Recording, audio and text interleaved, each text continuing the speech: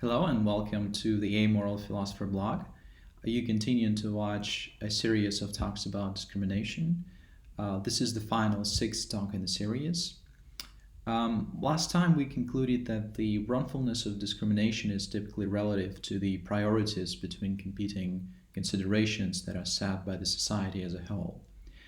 So this time we'll talk about some limitations that we may want to put on the considerations that we're ready to consider when setting these priorities.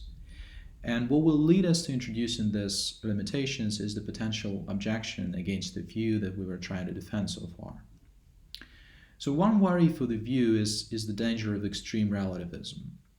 And the thought is like this: if we say that wrongfulness of discrimination is relative to the considerations relative to the priorities set between various considerations, then this may be taken to mean that all consideration count and anything goes.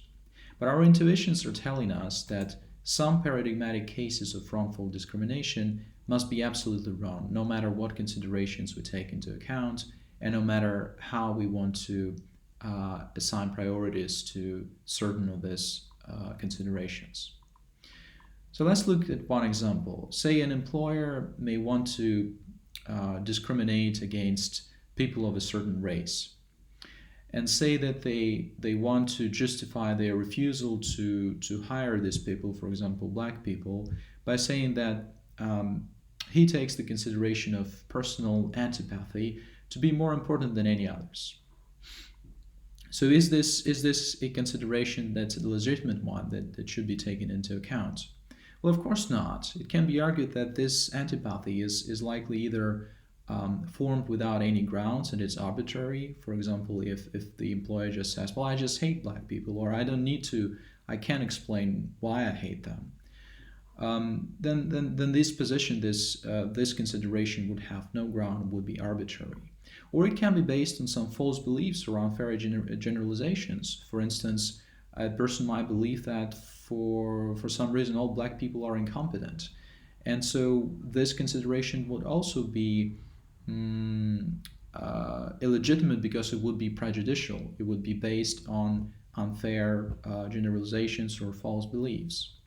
So the suggestion is that any arbitrary or prejudicial considerations should not be taken into account. They should be treated as illegitimate, and they should not be considered when deciding whether discrimination in the job market is justified. Another limitation that I want to suggest is to exclude purely self-interested considerations. So an employer may, for example, want to justify their reluctance to hire women by arguing that the business cannot afford to pay for maternity leaves. So it can be argued that when we're making immoral judgments, some balance has to be struck between purely self-interested and agent-neutral considerations, because it's the nature of morality that has to involve both. And if we're relying exclusively on self-interested considerations as our employer in this example, then this balance is upset.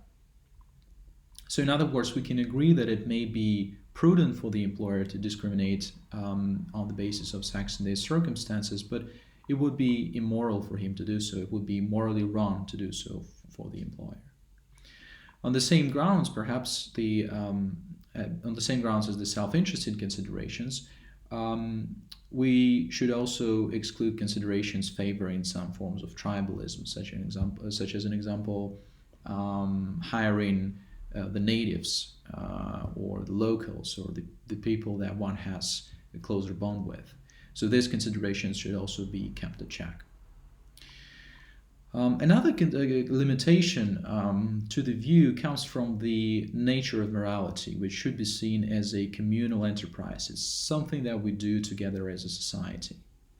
So, of course, there's always place for inter and intra-group disagreements. But I don't want to suggest that whether a given case of discrimination is wrong is relative to what just anyone thinks.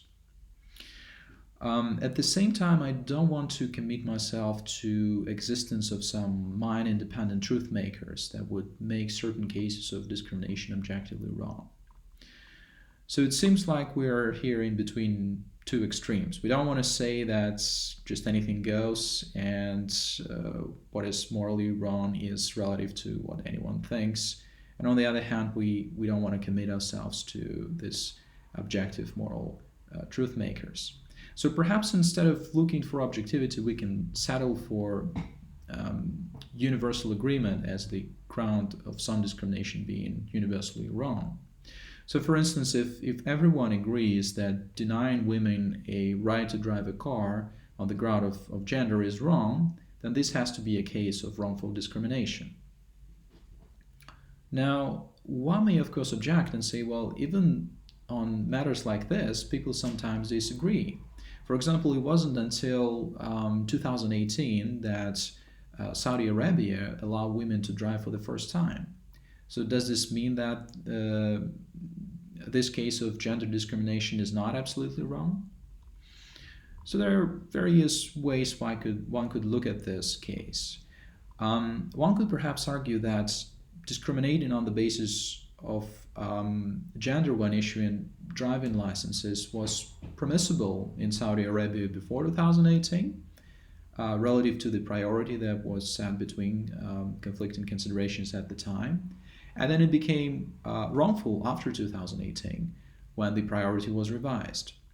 And so to explain the change in the priority, one could even refer to some circumstances outside of individuals' control, some salient economic circumstances, for instance. So one of the explanation actually that's being offered for why Saudi Arabia has changed its legislation with regard to driving licenses is the economic crisis that has hit the company, that has hit the country. And so what happened is that the government had the incentive to push women towards private employment. And the incentive was created by the low oil prices, putting a strain on the budget. And so for the women to be able to commute was one of the conditions for them to join the workforce. And this became a salient considerations in the eyes of their male household heads and the government and the country at large for ending this kind of discrimination.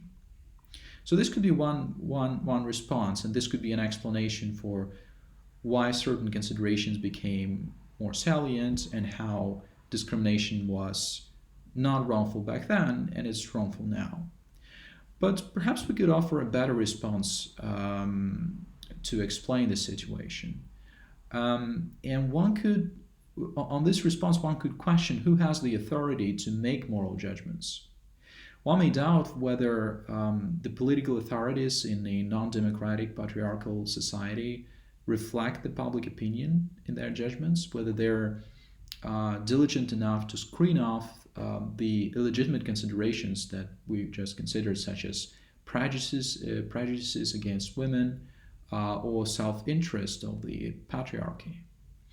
So perhaps if these illegitimate considerations were screened off, then the ban against women driving in Saudi Arabia would never have existed in the first place. Well, arguably in democratic societies, there is greater transparency of public institutions that facilitates the screening off of self-interest and prejudices in the decision-making processes.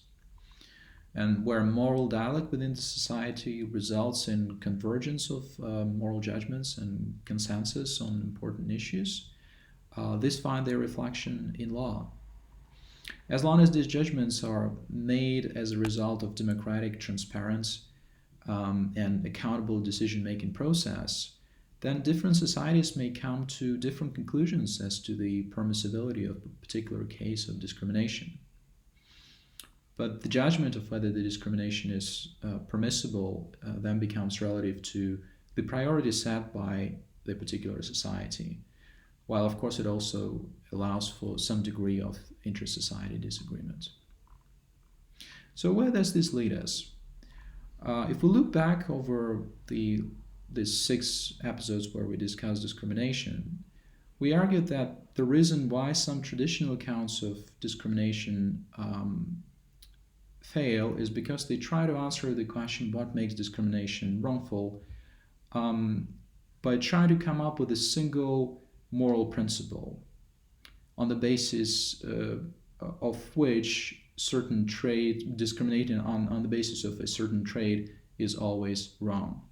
And these accounts fail because our considerations in favor of discrimination um, often come into clash with these considerations against discrimination. So instead, we have offered a relativist account of discrimination, and today we try to define it against the objection that this account leads to extreme relativism. We're trying to show that it doesn't have to, as long as we can exclude certain illegitimate considerations from being taken into account.